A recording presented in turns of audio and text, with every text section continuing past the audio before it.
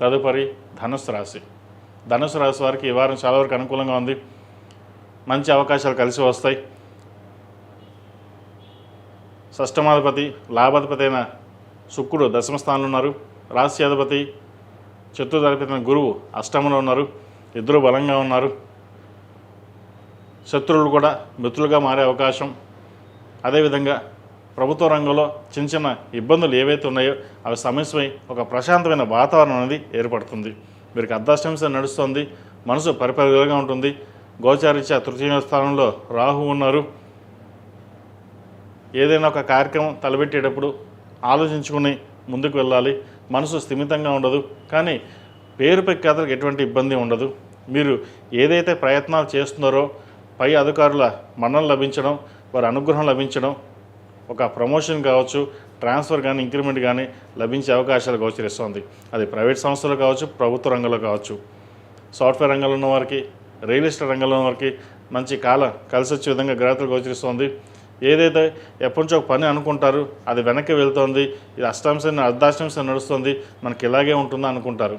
కానీ ఏదైనా భగవత్ సంకల్పం ఉండాలి. కాస్త ఓపిక పడితే అవన్నీ అవే సర్దుకుంటాయి. అయితే ప్రస్తుతం నడుస్తున్న దశకి మనం చేస్తున్న వ్యాపారానికి డబ్బులు తక్కువగా వస్తున్నాయి కదా, కొత్త వ్యాపారం ప్రారంభిద్దామని ఆలోచన చేస్తారు. ఎవరైతే నూతన వ్యాపారం ప్రారంభించాలనుకున్నారో శ్రావణ మాసంలో చక్కగా మంచి రోజు చూసి ప్రారంభం చేయండి. మంచి ఫలితాలు సంప్రాప్తిస్తాయి.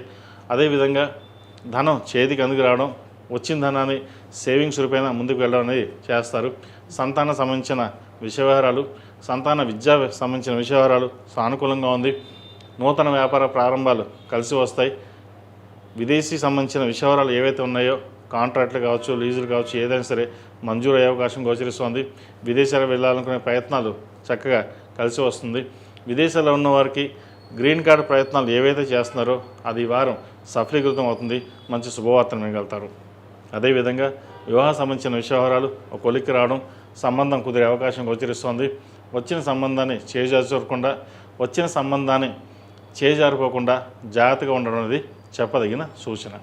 ఈ రాశిలో జన్మించిన వారు ప్రతిరోజు ప్రతినిత్యం శని స్తోత్రం పఠించడం, అదేవిధంగా అష్టమలో గురువు ఉన్నారు కాబట్టి, గురువు బాగున్నా సరే అష్టమ గురువు కాబట్టి కొన్ని మిశ్రమ ఫలితాలు ఉంటాయి కాబట్టి దక్షిణామూర్తి స్తోత్రాన్ని పఠించండి. తద్వారా మంచి ఫలితాలు సంప్రాప్తిస్తాయి. ఓం నమో భగవతే దక్షిణామూర్తియే. ఓం నమో భగవతే దక్షిణామూర్తియే.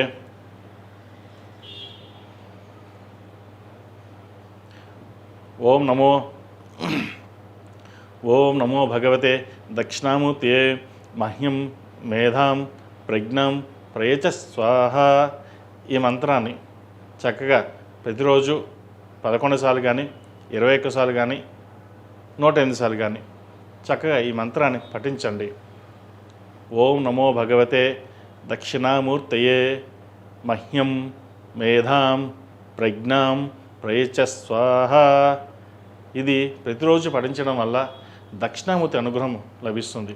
ఇది పిల్లలు, పెద్దలు ప్రతి ఒక్కరూ చక్కగా ఈ మంత్రాన్ని చక్కగా పఠించండి. మంచి అవకాశాలు కలిసి వస్తాయి. అదేవిధంగా శ్రావణ మాసం కాబట్టి ప్రతిరోజు ప్రతినిత్యం ఓం నమో నారాయణ వృత్తులతోటి, లక్ష్మీ తామర వృత్తులతోటి దీపారాధన చేయండి. అదేవిధంగా మొగలుపూ కుంకుమ, ఆరవెల కుంకుమ, కుబేరు కుంకుమతోటి చక్కగా అమ్మవారికి ఉదయం సాయంత్రం అష్టతంతో కుంకుమార్చన చేయండి. మంచి ఫలితాలు సంప్రాప్తిస్తాయి. ఈ రాశిలో జన్మించిన వారికి కలిసి వచ్చే సంఖ్య 6, కలిసి వచ్చే రంగు గ్రే. ఏదైనా పని మీద బయటికి వెళ్ళినప్పుడు గురువారం నాడు కానీ శుక్రవారం వెళ్ళండి. మంచి ఫలితాలు సంప్రాప్తిస్తాయి.